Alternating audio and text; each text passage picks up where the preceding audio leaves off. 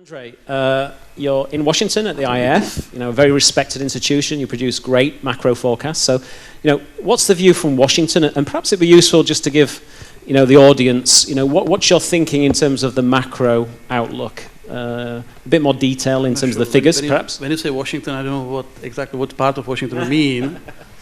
We are on east side of the White House, so we look at things a little differently maybe than the IMF. We are a private institution, but we look at the medium-term outlook, and we try to run consistency checks. We look at the country, and we try to put things together and see whether what we hear and what the plans are, whether they are consistent with the medium-term outlook. And in these terms, I think, before I jump into it, I would say that the IMF program, usually when you look at the countries, how successful they were during the IMF program, usually those countries that took the IMF program as a minimum and did more than IMF asked for were successful. Those that just filled what the IMF asked them to do, they are usually not that successful. So what I hear here and what makes me a little nervous is that the IMF here is seen as a maximum of possible things. No, it should be the minimum. So look what Latvia did in the IMF program. They overreached and they stabilized, and they went through deep crisis to a growth relatively quickly. So IMF should be seen here as a minimum, not as a maximum. That before I go into our own analysis. And when I look at the numbers, there's one problem that I have with the framework of reforms, looking from the macroeconomic point of view. The program is structured in a way that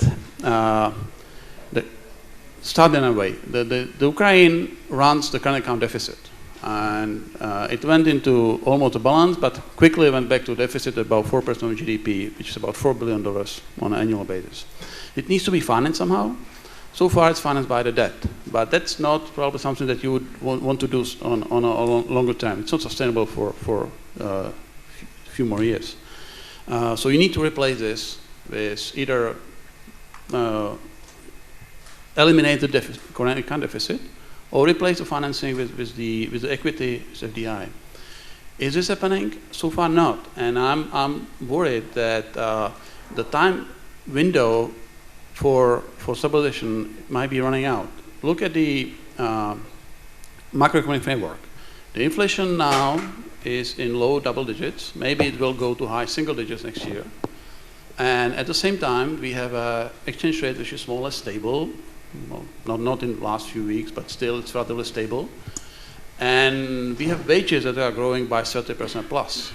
So when I look at Ukraine from outside, what I see is the relatively fast real appreciation of currency. I see the unit labor costs are increasing tremendously. And I don't see underlying growth in productivity.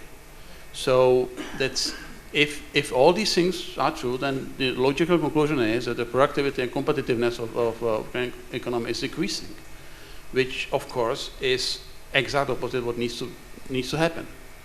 So, and this might last for this year. Financing is taken care of by IMF and by the issuance of the bond.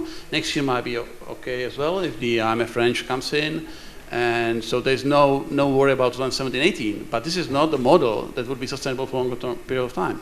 So what needs to be changed is probably the growth of productivity and way of financing the current account deficit. And the only way that, from experience of the transition economies in Central Europe, the only sustainable way and sustainable way of doing this is attracting foreign investors, equity and FDI in their case. And unless this happens, the macroeconomic stability will be very vulnerable, fragile, and I don't think it can last for longer than one additional year. And when the cracks will be visible, and situation might change. And just imagine what happens when the hryvnia starts depreciating again. That will have consequences for debt, which is foreign exchange denominated to a large extent, and what will happen with inflation.